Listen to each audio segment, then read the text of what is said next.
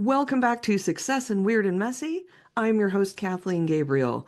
Every week, I talk with entrepreneurs about their unique journeys and how they turn obstacles into opportunities. With me today is Jill Valdez, the owner of Link Consulting and an expert in communication and leadership and business operations. Jill, welcome.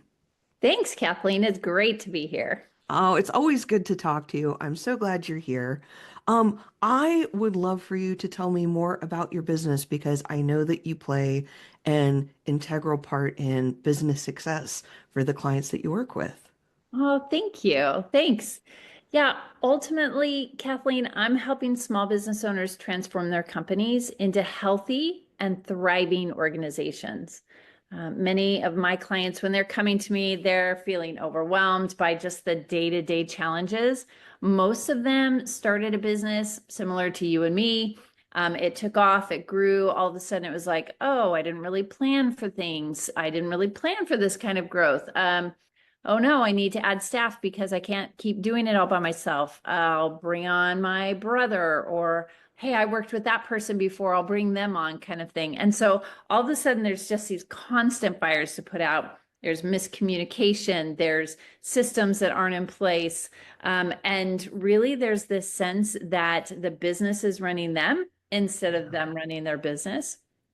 And so I work with them to create just super clear and efficient operations and to build cohesive and motivated and committed teams. And then to also draw out this clear pathway for sustainable business success. Basically, I'm helping them get out of the weeds of their business so that they can get back to being about their business.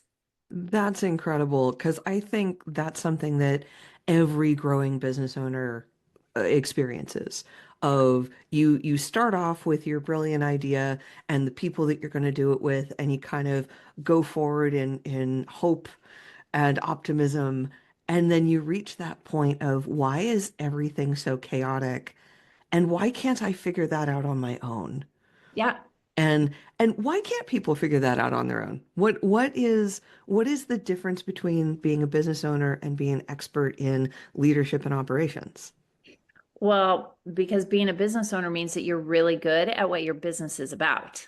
Yep. Uh, that's what got you there was your knowledge, your passion, your drive, um, and so that that is being the business owner. Being a leader, though, because leadership, you and I have talked about this. Leadership is all about bringing out the best in the people that you're leading. And so there's a huge difference between being a successful business owner and being a successful business leader. Being a successful business owner means that your company is thriving, that your company is bringing well the services or the products that you are about. But being a business leader is about bringing in other people on the team, being able to teach them, being able to motivate them, and being able to create an atmosphere where they can take just as much ownership and have just as much passion. And then you set them up for continued success because when they're successful, you're successful. Absolutely. Well, what do you see in the context of that? Like, would you say, the biggest shortfall that people have in investing in leadership or not investing in leadership, investing in their operations or not? Where do you see that just across the board, people are like not quite getting there that you can get there? The biggest thing for small business owners is they feel like they're not big enough to where they need to bring somebody in from the outside to give them help. Yeah. Um, and that's the perfect time. Like before you are this super big beastie monster that has to, it's easier to direct a sailboat than it is uh, a cruise liner, right? Yeah, for And so real. thinking like, oh, I don't really need somebody. I don't, I can figure this out. If I just keep pushing through, somehow it'll get figured out. And I think those are some of the biggest barriers.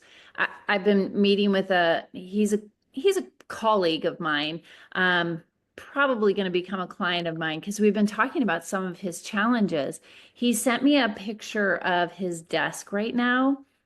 And do you remember that scene in Mrs. Doubtfire where, like, I don't remember what it was. All I remember is is Robin Williams dressed as Mrs. Doubtfire and he's yelling, "Help is on the way, dear." Like, literally, that's what I wanted to do. He texted me this picture at 8 o'clock at night. And I wanted to just throw everything down and be like, "I'm on my way. Give me 3 hours and I will have that cleaned up and have it systematized and organized and all that." But he's like, do I really need somebody to come in and help me? Shouldn't I be able to figure this all out? No. You you are good at what you do, which is what your business is about. So bring in some other people. You don't have to. I think that's the other thing too, is they get scared like, oh my gosh, I'm going to have to bring in somebody and how can I pay them? I can't afford to pay staff. You're not paying staff, you're paying a consultant to come in and do a short-term fix and set you up for what's coming next. And so that's I think another barrier is they're thinking, well, I don't have the capacity or the need to hire staff, but I also can't keep doing this by myself. So yeah. Yeah, and I think that's one of the big myths that people run into, especially if they're first-time business owners, is the idea that just because I can do it, that doesn't mean that I'm the one who should be doing it. For There, sure. if you're a capable, intelligent person, you can do lots of things. Mm-hmm. There's tons of things you can do. Is that the best use of your time? Is that going to really push your business forward? Or is that just going to keep everything on that giant messy desk? Yeah, for sure. My husband and I, we came to that point in our lives, when we first got married and for many, many years, things were tight. And so like if there was work that had to be done on the car, he bought one of those thick books and figured out how to do it. And he's mechanically inclined, so it wasn't a hard thing for him to do, but it took him longer than a traditional mechanic. And I remember the day where he was like, "Oh, we got to get the brakes changed. It's time to change the brakes." And I looked at him and I said, "So how much does that cost to have a professional do it?" And although it was going to cost more, the fact that it was going to not take from our time to have to do it, it was just at that point where it's like, okay, we're all done. We're going to let the professionals do it. I'm willing to pay for that, recognizing that it's going to get done. It's going to get done right. If there's anything that comes up, they've got all the tools and they've got the knowledge to be able to fix it. And we get to keep doing what we're supposed to be doing instead of being sidetracked by fixing the brakes on the car. And you're so right. That is the perfect analogy because yes, maybe you can do your own accounting. Should you do your own accounting? Maybe you can build out your business operations, but if that's not your personal specialty as a business owner, maybe bring in a professional like yourself to say, oh, this is actually something that is tried and true. You don't have to rebuild the wheel from the beginning every single time. Yeah, You can have someone to make this faster, easier, more efficient, more effective. yeah, And oh boy, that investment, I think that's really where the rubber hits the road, yeah, is when you are both able, like financially in the company, able to invest in those things, yeah, and then decide to genuinely do it. yeah. You have to ask yourself as a business owner, okay, this might cost me $5,000 to have somebody come in for the next 3 or 4 months. But a year from now, when I have all the things running and running well, like a fine oiled machine, what is going to be the return on that? Yeah.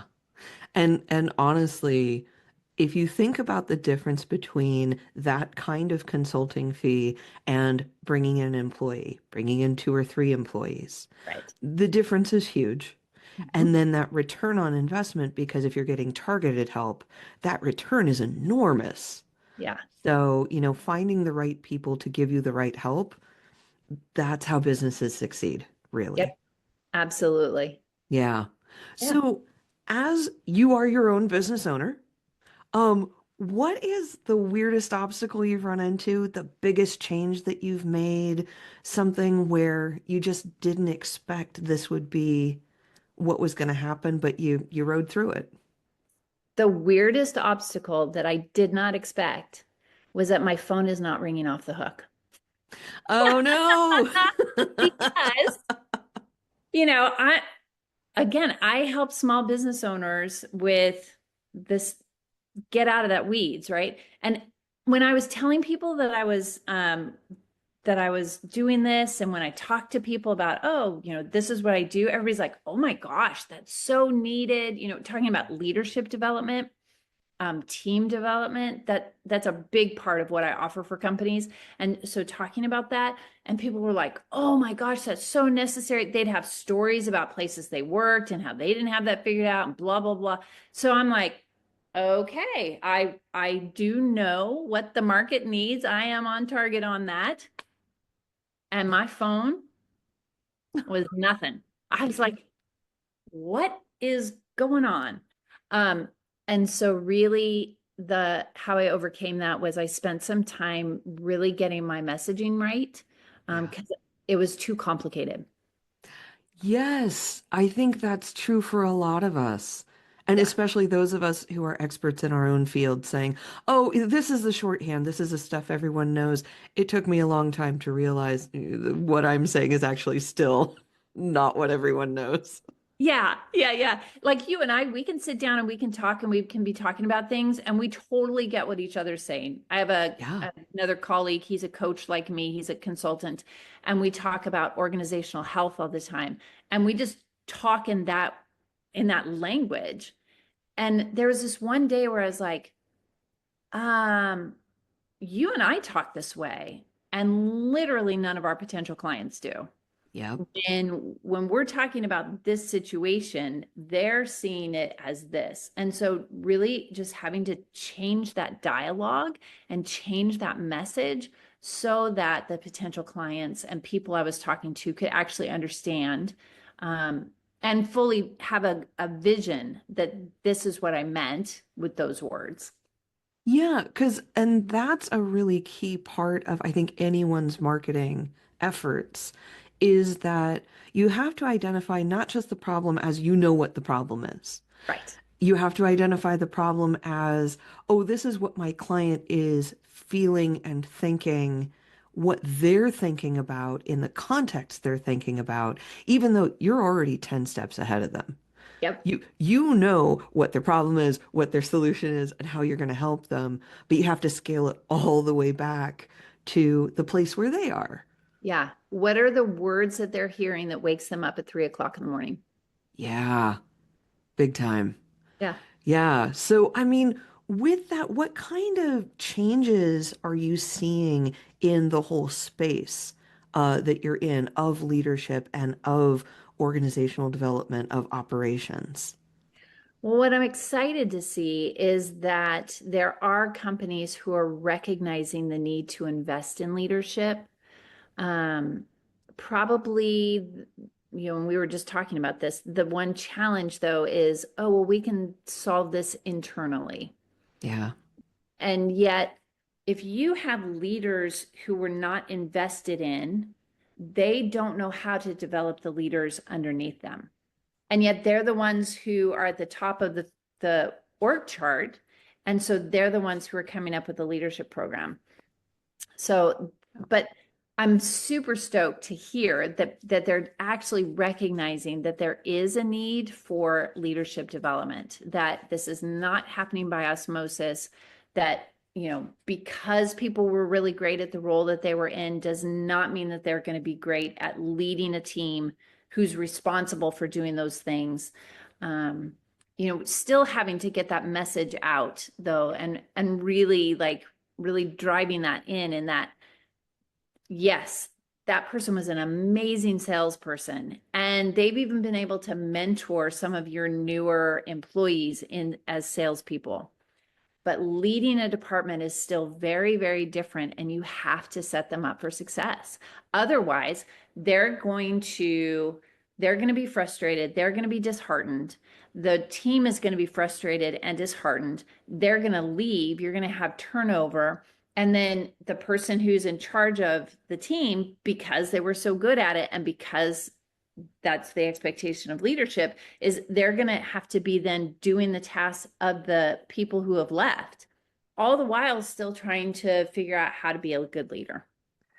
So what I'm hearing is this dearth of good leaders in business in general is a systems problem, not an individual problem. It's not that people aren't like natural good leaders. It's that they don't have the instruction given to them and the training given to them to allow them to succeed. And Absolutely. and I'm seeing that all the way through business. In a way, we used to have businesses, at least larger companies, that would truly invest in learning and development, expecting that someone entering the company at entry level would know actually nothing Yeah. and say, okay, well, then we're going to teach you everything. And this is how we do it. And this is what our company does. Yeah. And I'm seeing more and more entry level position requires 3 years of experience. Yeah. Yeah. Yeah. Like, isn't that crazy, Kathleen? Like, Yes. and do you think it's because that they're wanting somebody to come in that's able to hit the ground running because there's already such a vacancy, for lack of a better word, of skills in the people that, not the people that are already there, but there's just a vacancy of skills, and so they're wanting somebody who can come in and hit the ground running? Yeah, I think it's that we've grown accustomed to kind of playing on those narrow margins of we want the highest possible profit with the lowest possible investment. And part of that turns into, well, then we don't have time to train you. You need to be self-taught. You need to be a self-made person. And therefore, I see it all the time. People saying, ugh, my bosses have always been terrible. Yeah, Or this company just has really bad leadership, or whatever that is. And it really does come down to, well, where's the investment? You yeah, know, how are we showing that we care about leadership in our organization? Is it with actual good, effective leadership training that isn't just a one and done? right. Or is it, well, if you were a good leader, you'd be a good leader, so I guess you are or are not, Ah, oh, ah, right? so bad. That's such a bad mindset. You know, in any role, I don't care even if it's the janitor, or whatever entry level role you have in your company, there should be a list of competencies and there should be a quarterly assessment of whoever is holding that role as to how they're doing in the competencies, and where there are gaps, then you, rather than a pip, let's let's create a development plan. Let's show how we are investing in you as a person. We recognize that this is what we want you to be, and we recognize that you're not there yet, and we're going to help you get there. I think that that would make such a big difference. I think it would make a difference in, we're talking about employee engagement. When people know that their company is willing to invest in them, and cares about them as individuals, not just that cookie cutter, like, hey, we're doing this, 1 day conference for everybody who's within this department, but actually saying, we've looked at what you're really good at, and we've looked at where you need some work, and this is the plan that we're going to put in place to help you get better. Absolutely. That idea of investment is absolutely key because people know the difference between a development plan and a performance improvement plan. For sure. And they know that in the United States, when you're put on a PIP, a performance improvement plan, that is often the first step to walk you out the door rather Yeah. than actually improve your performance. Yeah. Yeah. Whereas if you come in with a genuine attitude and practice that is shown that, hey, we don't expect you to be all the way on the other side of this plan. We Right. expect you to be at the beginning of the plan, and here you are. And Yes. here's the steps to get you further. it also provides, if you're genuinely engaging with that, and as you say, like really honing in on people's strengths, you can then say, well, then what's your future here? Yes. Not just this role, but where do you go from here? And it doesn't have to be one direct line. It can be lots of different paths. For sure. Absolutely. When you have like, if you have a competency-based job description, if you are looking at competencies, then you look at a person and you go, okay, this is where they're rating with these different competencies. There's this job. I think we've even probably talked about this. There's Yeah. this job over here that has those same competencies. So let's talk to you about this opportunity because you're already coming in as a good candidate. Yeah. Yeah. Absolutely. And I think that's necessary for all of us because at no point in history does everything just stop and stay the same. Everything changes, everything grows and does something different. And actually, that brings me to my next question, which is in your own business. Mhm. What has really shifted and changed? Like, what did you offer when you first started that you're not doing now? What kind of models did you have at the beginning that you're not doing now? Like, what's different in your own world? Oh my gosh, when I first got started, I didn't know what I was doing. That's normal. Yeah. I didn't know what to offer. I didn't know how to package it. And so like um I had so I have workshops and those haven't changed. The content to some degree has become more robust as I've grown in my knowledge on the topics, but that hasn't changed. But like I had some consulting packages that have have just morphed over time into what they are now, and I expect that as the business world continues to change, those will continue to morph. um, and when I was first getting started, because I was just wanting to prove myself so much, like pretty much anytime somebody said, "Hey, can you do this?" Yes, I can. You know, Yep. "Hey, can you update our tracking system?" Yep. Can you Yeah. like literally it was like whatever I needed to do to get my foot in the door. Yep. Uh, right now I'm offering recruiting as a service. I don't see that as a long-term service of Link Consulting. Um, Again, I know that what I do is really, it's a unique way that I bring to recruiting, and it's been effective for the clients that I've done recruiting for. But at the end of the day, what my heart is and what my passion is that leadership development and helping businesses just be set up to thrive. Yeah. Is recruiting a part of it? Yep. But is it my favorite? Nope. So And yeah, again, this brings us all the way back to just because you can doesn't mean you should. exactly. Just because you're really good at it doesn't mean that you're necessarily the person who should be doing that. For sure. I was Absolutely. just talking to another colleague today about how she brought on a whole bunch of work because she had this scarcity mindset Yeah. of, it's the work in front of me, I better take it. Yeah. And now she's really regretting that because she doesn't have the bandwidth to focus on the work that she genuinely is passionate about. And so it's like, all right, I have to actually refocus my business to make sure that this doesn't happen again. Yeah, absolutely.